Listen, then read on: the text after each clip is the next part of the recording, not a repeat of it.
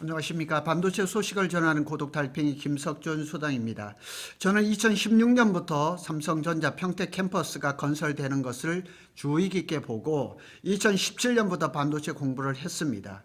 지금까지는 이런 일이 없었습니다. 이번 주에 두 가지 신문 기사가 났는데 5대 은행에서 5천억 플러스 국민성장펀드 정책자금이죠. 2조 원 투입한다는 소식하고 평택 캠퍼스 이제 P4, P5를 야간 작업한다는 신문 기사가 나왔는데 이 두 가지로 오늘 분석을 하면서 말씀을 드리겠습니다. 삼성전자는 그동안 평택 캠퍼스를 1차에서부터 4차 공장까지 지으면서 적어도 신문에 발표된 것에 따른다면은 은행 대출을 받았다든가 정부의 보조를 받았다 이런 얘기는 한 번도 없었습니다. 그런데 5대 시중은행에서 1,000억씩에서 5개 은행 5천억, 그 다음에 국민성장펀드 1호로 당첨이 됐다 그랬죠. 거기에서 2조 원, 그래서 평택 캠퍼스에 2조 5천억이 투입이 된다고 얘기를 합니다.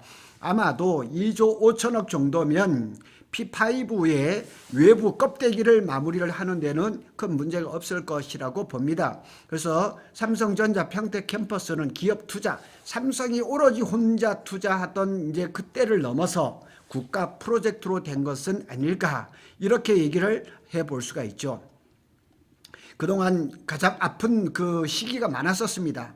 P4는 슬로우 다운 2023년 10월부터 그랬죠. P5는 24년 2월 상반기에 셧다운이 됐죠. 현장은 그냥 걸어 잠그고 사람은 완전히 줄어들었죠. 그리고 평택 또 고덕 신도시는 경제적으로 엄청 어려운 시기를 보냈습니다. 그래서 이런 선택이 어떤 영향이 올까?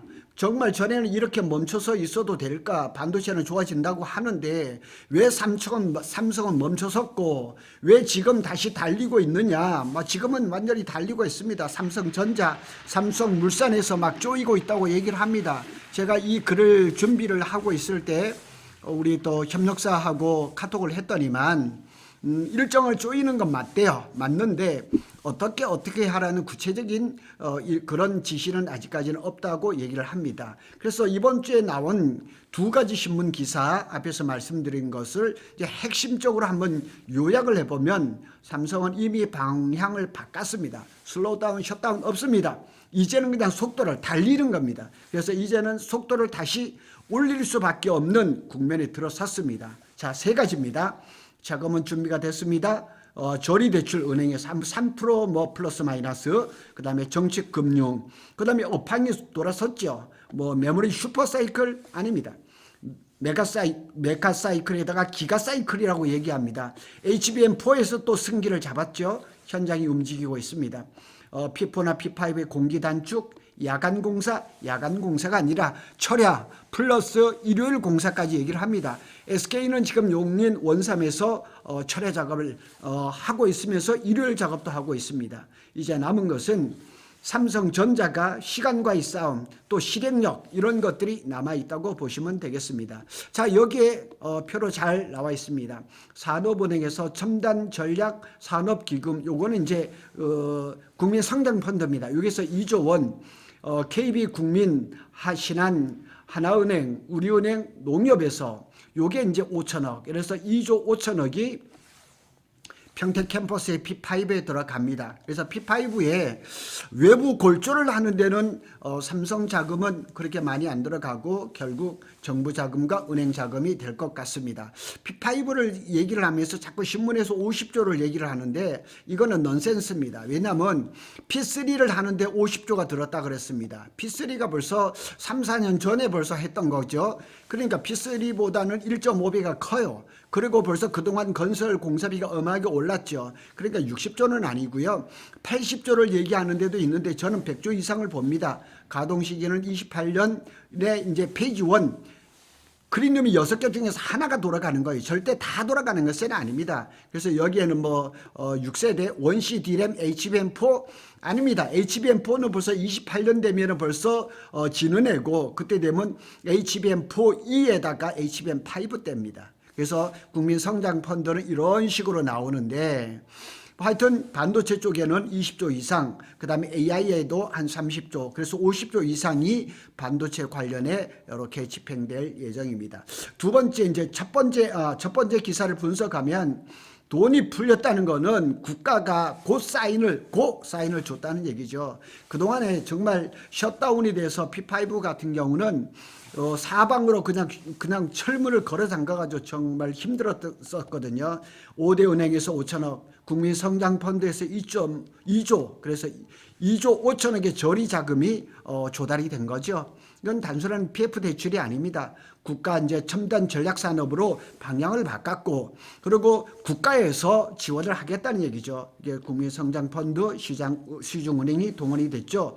그래서 은행에서는 선순위 신디케이트 론이라고 얘기합니다. 신디케이트 론이라는 것은 5천억을 한 은행에서 하는 게 아니고 여러 은행에서 공동으로 대출 방식으로 나가는데 선순위라고 그랬죠. 선순위. 그러니까 그 대출이 가장 먼저 갚아야 하는 우선권을 가진 대출을 말합니다. 그래서 삼성이 P5를 돌려서 이제 돈이 들어오면, 수익이 나면 가장 먼저 이렇게 5천억을 갚는다는 얘기죠.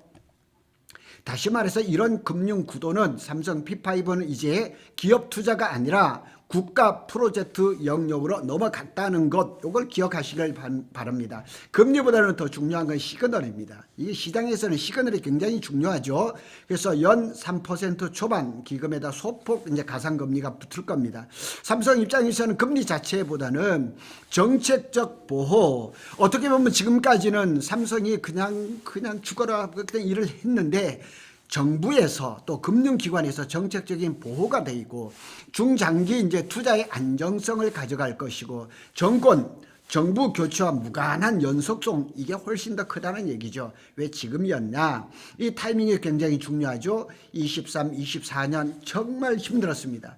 투자하면 욕먹고 쉬면 욕 안 먹는 시기. 그러니까 이때는 그냥 삼성이 알아서 하는 그런 시기였어요.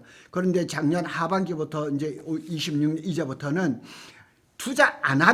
안 투자하면 뒤처지는 시기예요. 지금은 절대로 캐펙스 투자, 지금 뭐 TSMC 뭐 할 거 없어. SK 하이닉스도 사상 최대 30조 캐펙스 투자를 한다고 하거든요. 국민성장펀드가 평택 P5를 사실상 1번 반도체 카드로 쓴 이유입니다. 자, 요 사진은 제가 직접 찍은 겁니다.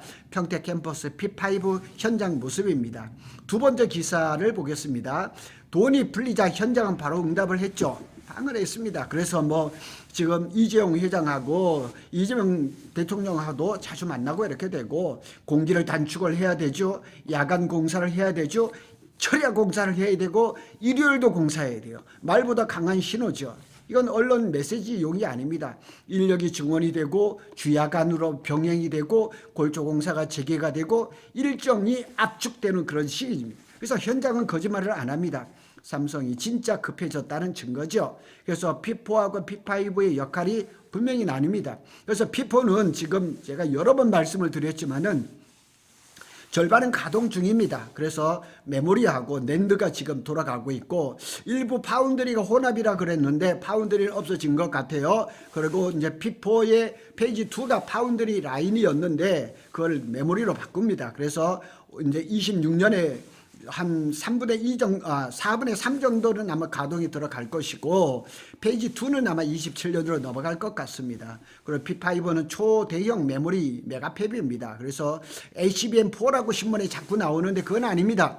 HBM4, 이거는 HBM5입니다. 원시 D램이 핵심이 될 겁니다. 그러나 원시 D램이 P5가 돌아갈 때쯤 되면 그것도 구형이 될 거예요. 그러면 뭐가 되냐? C, D가 됩니다. D나 E가 될 겁니다. 그러니까 1D나 1E D램이 나올 예정입니다. 그래서 평택 P5는 이제 완전한 AI 메모리 전용 전략 기지로 이제 굳어질 겁니다. 근데 한 가지 더 이제 생각하셔야 될 것은 P5에 패키징 공장이 들어올 수 있는지, 그것도 한번 지켜볼 필요가 있습니다. 핵심 질문을 한번 해볼까요? 만약 슬로우다운, 셧다운이 없었다면 지금은 어땠을까? 제가 이 질문을 하는 거예요. 정말 제가 이 현장을 둘러봤기 때문에 정말 자주 나가서 보면서 그 굳게 닫혀진 셧다운을 보면서 마음이 아팠었거든요. 감정적으로 보면 지금보다 훨씬 빨랐을 겁니다.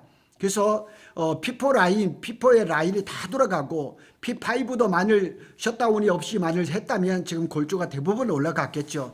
장비 반입 일정이 정해지고 최소한 지금부터 6개월에서 1년 이상은 아마 더 앞서 있었을 거예요. 그러나 산업적으로 보면 그 선택은 불가피했고 결과적으로 옳았다.